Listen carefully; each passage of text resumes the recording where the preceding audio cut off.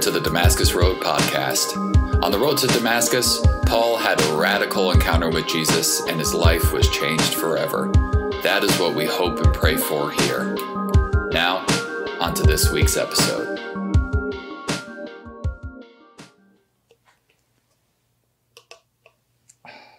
Oh, good morning. Don't mind me. I'm just preparing for my favorite time of year, fall. Isn't fall the best? Don't you just love it? There are so many things I love about fall. First of all, the weather is finally starting to cool down, so I don't have to run the air conditioner as much, which is always good for my electric bill and my bank account. Football is finally back in the fall, ending the long 6-month hiatus and drought since the Super Bowl in February. Honestly, fall is a great sports time in general. All in October, you have the NFL, college football, the baseball playoffs, and the NBA. I also tend to take more vacations in the fall, which are sports-related trips typically, so I'm always looking forward to taking those. Fall sees the foliage and the trees changing color. Not so much here in southern Arizona, but it's always super pretty visiting places where that does happen and or seeing my friends and family post pictures of the nice changing trees. And then there's my favorite thing about the fall. The pumpkin. Oh, the pumpkin. Judge me all you want. Make fun of me all you want. I know it's become a meme. Call me a basic white girl. I do not care. I love me some pumpkin and I don't care who knows it. Pumpkin pie, pumpkin spice lattes, pumpkin bread. Costco makes these amazing pumpkin streusel muffins. Dairy Queen's pumpkin pie blizzard is awesome, and I try and enjoy it as much as I can when it's on the menu in the fall. But have you ever tried Freddy's pumpkin pie concrete? They literally just take a piece of pumpkin pie and blend it with their vanilla frozen custard. I become the drooling emoji just thinking about it. Basically, if a company makes a pumpkin or pumpkin spice version of their product, I will try it at least once. Except for pumpkin spice Spam. Even I have my limits. So yeah, I'm ready for fall. I've got my favorite cozy, comfy hoodie on, got jeans, I've got my favorite decaf skinny pumpkin spice latte, and I'm ready for some football. But you might be thinking, Dave, it's not even close to fall. It's May. You're in Tucson. It's been in the 90s for weeks now. Summer doesn't even officially start for another 7.5 weeks. Why are you trying to rush all this time away and get to fall? Those are some fair questions, and I definitely get the last question. I remember talking with my dad a couple years ago as we were discussing the upcoming football season, and he qualified his excitement for football by saying, "But I don't want to rush the summer away." To which I replied, "I live in Arizona. It is quite easy to want to rush by 150-degree weather and the whole summer season." But his sentiment did make me think about how I was living my life and how we as humans generally live our lives. I came to the realization that I'm always looking forward. We as people are always looking forward to the next thing. When you're a kid, you can't wait to get older. When you're in grade school, you can't wait to get to middle school. When you finally make it to middle school, you can't wait to get to high school. When you're in high school, you can't wait to get to college. And when you're in college, you can't wait to finally get out of school, start working, earning a paycheck, and doing all the things that you really want to do. Then you enter the working world, and while you may have long-term career goals, your immediate goals become much smaller. We go to work in the morning just to look forward to leaving at the end of the day. Mondays become Mondays, which just become a formality to get to Tuesday, to get to Wednesday, to get to Thursday, to finally get to Friday, to be able to get to the weekend. We count down the days and hours until the weekend or vacation. We survived work just to get to the next thing that isn't work. Then we do it again, day after day, and week after week. Does this sound familiar to you? Do you do this throughout your day or week at work? Do you look at your class schedule just as something to survive just to get to the weekend? We all have jobs and work to do. Your job right now might be as a student. We talk about this with our daughter, Kaylin, all the time. Mom and I have jobs and we go to work. And right now her job is to learn and work hard in school. Still, even she is really happy, just like I am, when the weekend finally comes around. But oddly, At the same time we're trying to escape school or work, we're simultaneously wrapping our identity and self-worth in it, our meaning, our purpose. All we do for 12 to 20 years in school is prepare for our career, and it immediately becomes part of our identity. What are the first two questions you inevitably get when you meet someone new? Number one is, what's your name? Number two is, what do you do? Or if you're in school, the second question is, what's your major? Even on the days where we don't want to be there, we end up being forced to wrap up our meaning and our identity in our schooling and our chosen professions. But what is it all for? Is this really any way to live? Where is the joy and life in any of this? Is there a way to find joy and life in work no matter what we do? Is it something we have to do, or is it something we get to do? What do we get in this life for all our hard work and anxiety that we associate with it? Is there more meaning to work outside of the title on our business card or our major? What does the Bible say about work? And what can God teach us about its importance and its purpose in our lives? As we continue our 4-season series this morning, we're going to look at the season of autumn and how it's a time for work, a time to reap and harvest what we've talked about these past 2 weeks, what we've sown in the spring and what we've grown in the summer. And whether it be getting back to school in the fall as a student or continuing that job you do 5 days a week as a working professional, how can we meet God and find joy in this time of work and harvest? Now, the literal act of harvesting is something that might be a little bit foreign to us. I know it is for me. I've never lived on a farm. I've never planted crops. And then aside from going cherry picking once when I was on a family vacation when I was 10, I've never had to pick or cultivate my own food. Maybe you have some experience farming, but at least right now it looks kind of like we're all city folk and we're probably not going to fire up the tractor later. But planting, growing, caring for, and harvesting crops is serious work. It's hard work. It's time-consuming work. I pride myself on being a very hard worker, but farming is on a whole other level, and I'm honestly glad that it is not my job. I know I take for granted the work that goes into getting a salad onto my plate at dinner or to the grain that gets into my favorite cereals box. Yet, farming and harvesting is a worthwhile and necessary work in order for a multitude of people to be able to eat, sustain, and survive. And it is work. It is many people's jobs and a source of their income. A job and a source of income is something we all have or we will need to have. It is estimated that the average person will spend about 90,000 hours at work in their lifetime. And honestly, that number is probably higher if you think about how much people work overtime and weekends. That takes up a good chunk of our lives, and many of us look at work as a necessary evil to get by, leading us to get burned out and allowing it to affect our attitudes, our work ethic, and our souls. We've been working our way through the different themes of Ecclesiastes in this series, and this book really challenges the world's perspective on work. Work is a necessary part of our lives. School is a necessary part of our lives. But what do we get when we throw ourselves into it to find our meaning and purpose there? So what do people get in this life for all their hard work and anxiety? Their days of labor are filled with pain and grief. Even at night, their minds cannot rest. It is all meaningless. Ecclesiastes was written thousands of years ago, but doesn't this sound a lot like America's relationship with work? Work and toil for grief and anxiety. It is the American way. But this has clearly been an issue for people for thousands of years. Perhaps that isn't good. Perhaps God has a different purpose for work in mind. I think we can break down God's purpose for our work into 3 aspects that give us a clear picture of how we can avoid a meaningless fate like the one described in Ecclesiastes. What we do, how we do it, and who or what we do it for. Let's explore those together this morning. First, what we do.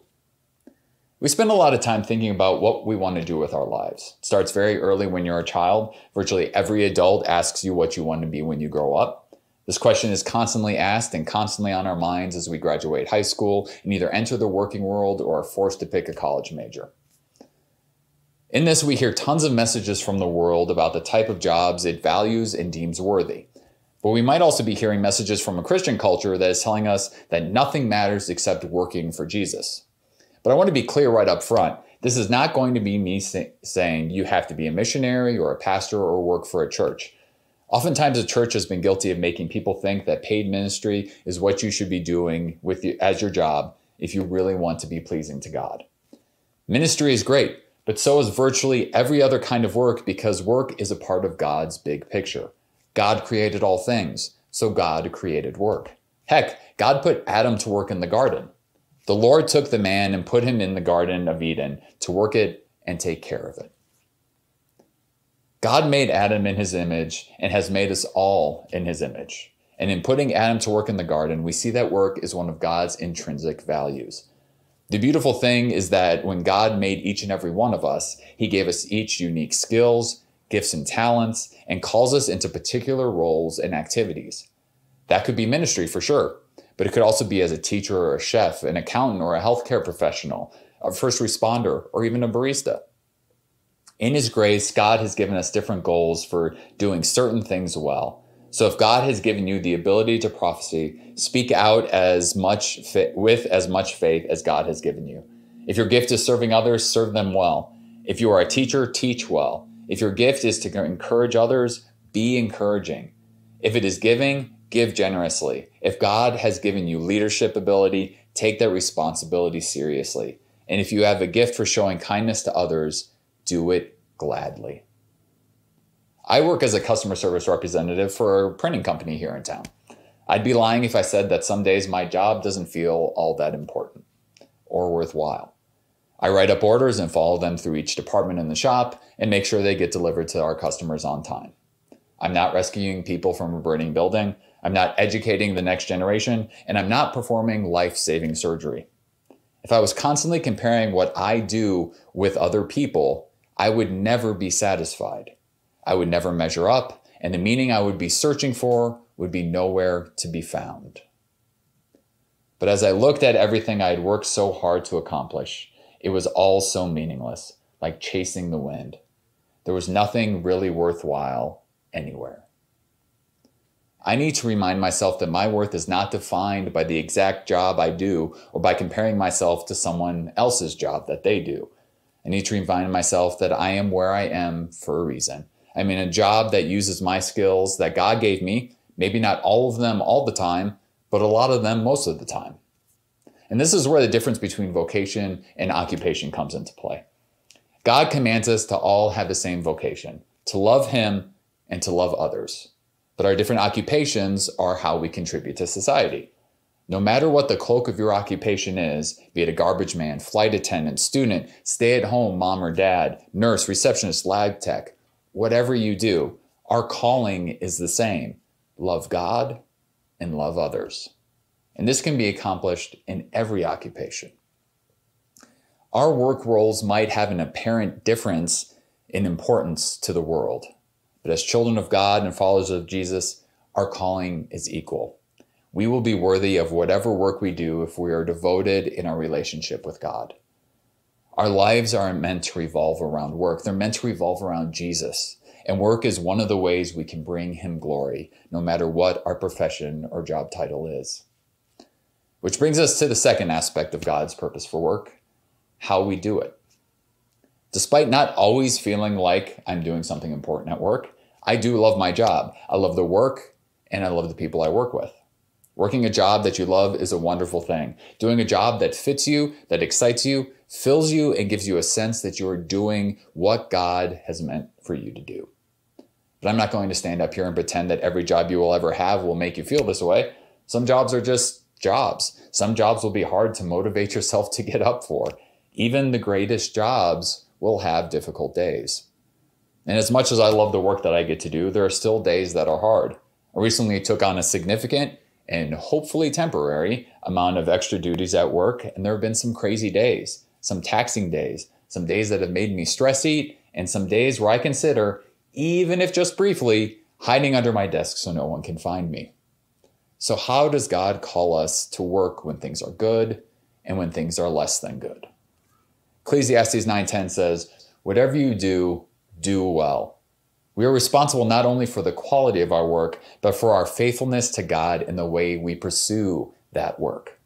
Quality, character, and ethics are foundational to our work. God calls us to represent Him in everything we do, not just on days where we feel like it or days where we're in a good mood, but every day. And it matters. Humility and gratitude should be the hallmark of our character, and we should always acknowledge God in our work and consider that being His representative is a weighty but honored responsibility.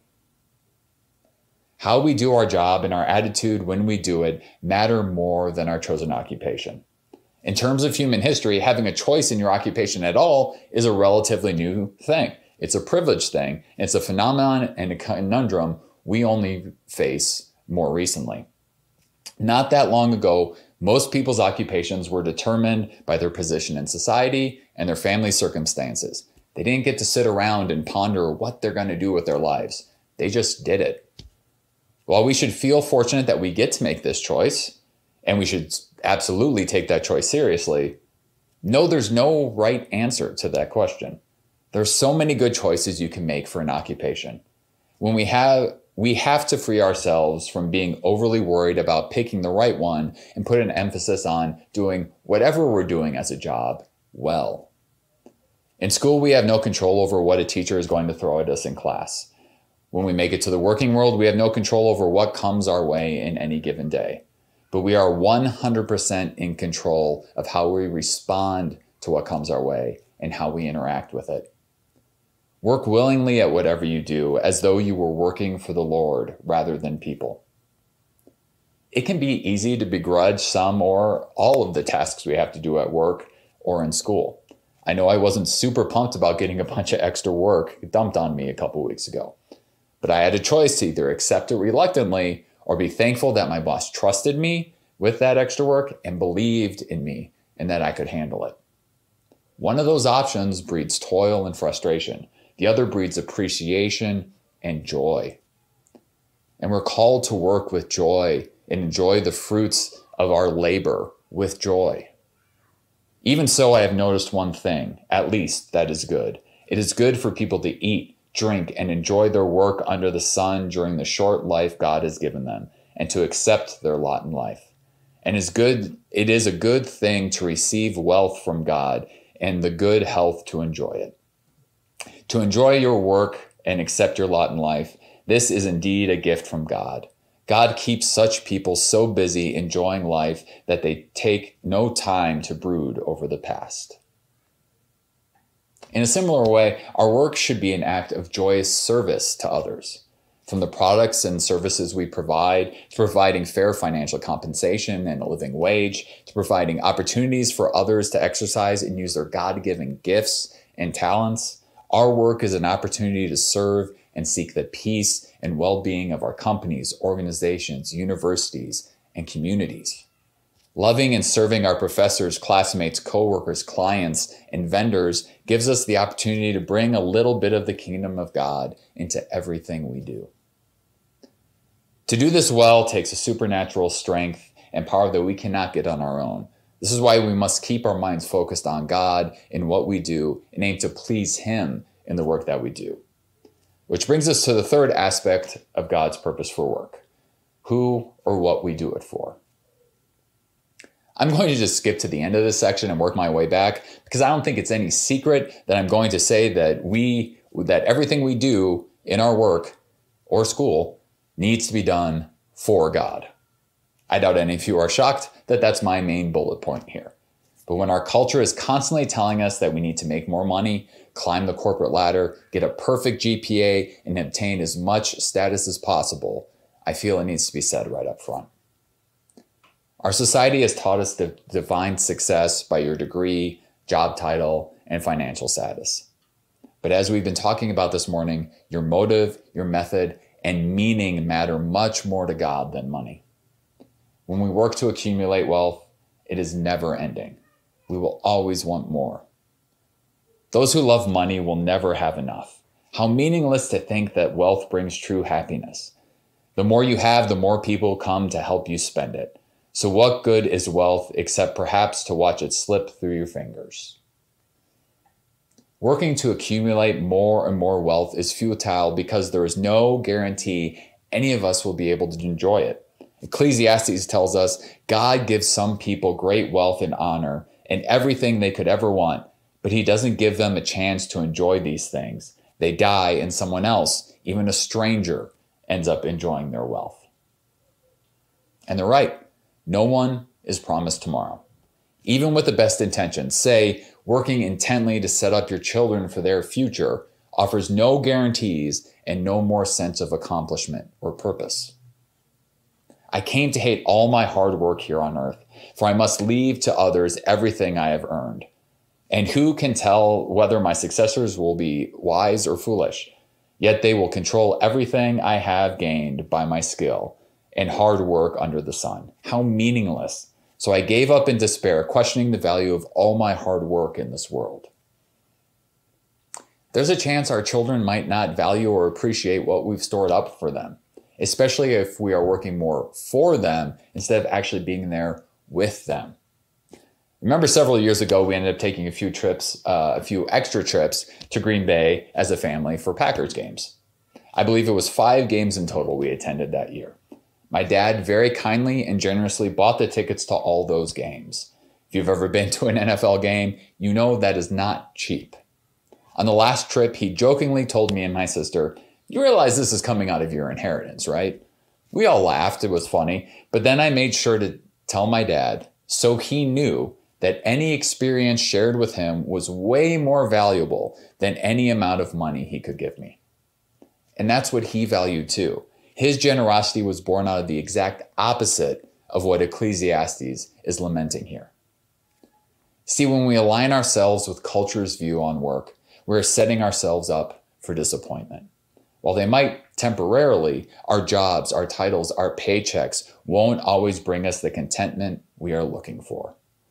That well will run dry at some point, but working for God's glory and delight won't. I read a verse from Colossians earlier. There's actually a second part to that passage. Work willingly at whatever you do, as though you were working for the Lord rather than people. Remember that the Lord will give you an inheritance as your reward, and that the master you are serving is Christ. This reminds me of the stanza in You Are My Vision, the updated version of the hymn Be Thou My Vision by Rend Collective that we sing here. I don't want riches or man's empty praise. You're my inheritance now and always. Anything we gain from our work pales in comparison to everything we get from God. We should be serving Jesus in all we do, not the economy or the company or our boss. And I don't want you to get the idea that I'm saying that having ambition is wrong. But one of the themes of Ecclesiastes is that things become meaningless when we take something that is good, like working hard and well, and we make that the ultimate good. It's okay to want to get a promotion. It's okay to want to have a well-paying job and to have a well-paying job. It's okay to strive, work hard, and get good grades. It is okay and wise to save for both ourselves and our children, as long as those goals don't become our gods. Because we may not always or ever achieve the goals that we set out in front of ourselves. Life isn't always fair. The good guy doesn't always win, and the hardworking aren't always rewarded. This isn't new. This is part of the broken world we live in and something the Bible recognizes. I have observed something else under the sun. The fastest runner doesn't always win the race, and the strongest warrior doesn't always win the battle. The wise sometimes go hungry, and the skillful are not necessarily wealthy. And those who are educated don't always lead successful lives. It is all decided by chance, by being in the right place at the right time. Our world might fail us. Our classmates or coworkers might fail us. And our employers or universities might fail us. But God will never fail us. When we focus on working for and pleasing God in our jobs, it will hurt less when those other things fail us because we will always be more aware of God's presence and comfort in those moments. We will have the truth there for us, that we are so much more than our grades, our jobs, and our paychecks. And we will be able to model that for those around us. Like Paul tells us, Work hard so that you can be present yourself to God and to receive his approval. Be a good worker, one who does not need to be ashamed of and who correctly explains the word of truth. This is good and right, but it's still hard to do when the world is telling us so very differently. So what are some things we can practically do to better align ourselves with God and his purpose for us in work? Here are a few things that we can start training ourselves to do with small intentional acts. The first thing we can start training ourselves to do is be present in your day. I talked earlier about how we tend to keep looking forward, looking towards the weekend or the next phase of life that awaits us. Planning is good, but going through the motions to get to what's next is not a good way to live. The reality is we only ever have the present, and it does us no good to keep looking to the past or past whatever task is at hand. Not doing so takes our eyes off of what God is doing in and around us at all times. So try limiting your distractions as much as you can. Turn on Do Not Disturb on your phone while you're at work. Maybe don't multitask. Do one task at a time. Maybe don't listen to that podcast to pass the time while you're also trying to be productive at work or while you're studying. I have always loved having music on when basically I do anything, but even while I work, because I love music.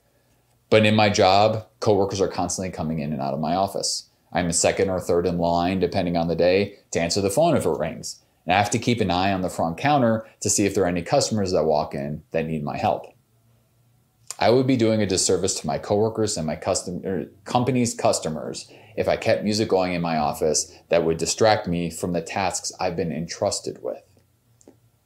And I've also often wondered how many opportunities I've missed of God moving at work because I'm too distracted by either doing too much at one time or always pushing myself to get to the next thing quicker. How many meaningful conversations could I have had if I wasn't so hurried or distracted? Limiting our distractions will not only make us better workers, but will help us make us aware of when the Holy Spirit is moving and calling us to act on God's behalf. Another thing we can do is find a healthy rhythm of work and rest. Work and school can and will be both tough mentally and physically. But the best thing we can do for our minds, bodies, and souls is to rest to balance it out. If you've been around DR for a while, you probably feel like you've heard somebody talking about rest and Sabbath a lot recently, and you'd be right. We talk about it a lot because it's an important value of God and one that our culture really fights against. We're supposed to work, not work and rest, right? To quote the famous poet Bon Jovi, gonna live while I'm alive and sleep while I'm dead. But every single one of us will hit a wall or burn out if we sacrifice our rest for more work. God invites us into a deliberate pattern of regular rest, both daily and weekly. Remember that rest is just so much more than sleep. Getting enough sleep is absolutely crucial, but rest is also about unplugging from our work and doing things that are life-giving and that bring us joy. Practice Sabbath, take vacations, carve out time to spend with your family and friends. Do the things that give you life and fill your soul.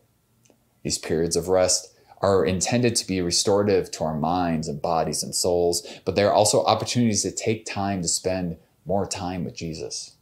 Focus on our relationship with him and let him ease our soul so that we may be nearer to him when the time for work comes again. Work hard and diligently when it is time for work, but rest when it is time to rest. Turn off the notifications to your school or work email when you're intent on resting. Just as that Do Not Disturb can be great with helping you limit distractions while you're working, it can be great when you need to unplug from the demands of work. I personally don't have my work email sent to my phone. I really can't do much of my job remotely, so if something comes up or an email comes through after I leave for the day on Friday, nothing's really going to happen about it until Monday anyways. So I might as well enjoy the freedom and rest that the weekend provides and return to anything my email might hold Monday when I can actually do something about it and when I'm rested from my weekend and my Sabbath. One more thing we can do to train ourselves in this way is be joyful in your work. I acknowledge that I enjoy my job. So most days I'm happy to go to work and I'm happy to be there. But I also want to acknowledge that this is not the case for everyone. Toxic workplaces and work environments exist. Toxic coworkers exist. Terrible bosses exist. If you are in or someday find yourself in such a situation, it is okay to be frustrated by it. It is okay to look for a new job, and it is okay to leave that situation. But we also need to remember that our attitude determines our joy. A lousy job is a lousy job, but it is even worse when we constantly complain about it. So our attitude matters regardless of if we're in a great job or a crummy one. We should always acknowledge that work is a gift from God, as is our ability to be happy in it. And like Paul tells us, this ties back into examining who or what we are working for. So my dear brothers and sisters, be strong and immovable. Always work enthusiastically for the Lord, for you know that nothing you do for the Lord is ever useless. Start practicing thankfulness and gratitude daily. Bring it into all areas of your life, even your work. Think about what you're thankful for in life. Write it down. Put it on a sticky note. Place it where you will see it regularly, on your bathroom mirror, by where you keep your keys, wherever, so that you can be constantly reminded of the things that you have to be thankful for and how they bring you joy. This is even important, or probably more important, if you're currently in a less than ideal situation. Like I said, things are fine and it's good when the situation is good, but it is really hard when it's not. Regardless, I challenge you to make a list of things you like about your job. Maybe that list will be really long, and that's great. Maybe it will just be the fact that they keep your favorite kind of candy bar in the vending machine, and that's all you have to be thankful for. Find whatever it is and be thankful for it, and find joy in it. Thank God for the work He has given you. Pray to invite God into your work and ask Him to fill you with joy in everything that you do there. These three things might all be hard for you, or maybe one is harder for you than the other, or maybe, like me, it kind of depends on the day which one is harder. But I encourage you to pick at least one of these things to focus on this week to try better inviting God into the work or your schoolwork that you do. Every day we get to choose whether we let the world define our work or if we let God define our work. Are we fretting about the promotion or paycheck, or are we working to find joy and peace in everything we do? I've been out of college and in the working world for, 19 years now.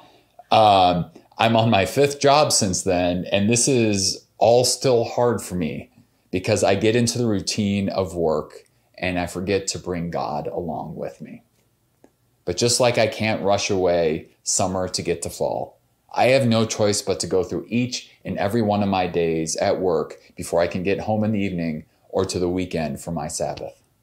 And those are days and hours of my life that God has entrusted to me to work and to do so diligently and enthusiastically for Him.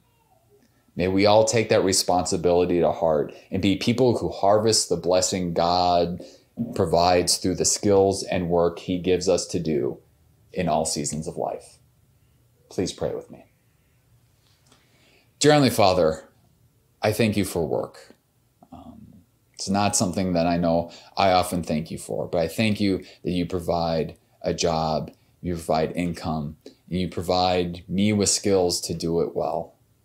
I ask that You be with each and every one of us this week, that we may find joy in the tasks that You give us, whether at work or in school, whether studying or working on a big project or working on some project at work, Lord. May we find joy. May we know that the work we do is a reflection of what You give to us and what You entrust to us. May we be people that work for You and find joy in what You provide. We pray this all in Your name. Amen. Thank you for joining the Damascus Road podcast. Our mission is to follow Jesus together by being with God, loving everyone, transforming people, developing leaders, growing new ministries, and changing the world. You can find out more about us online at DamascusRoadTucson.com.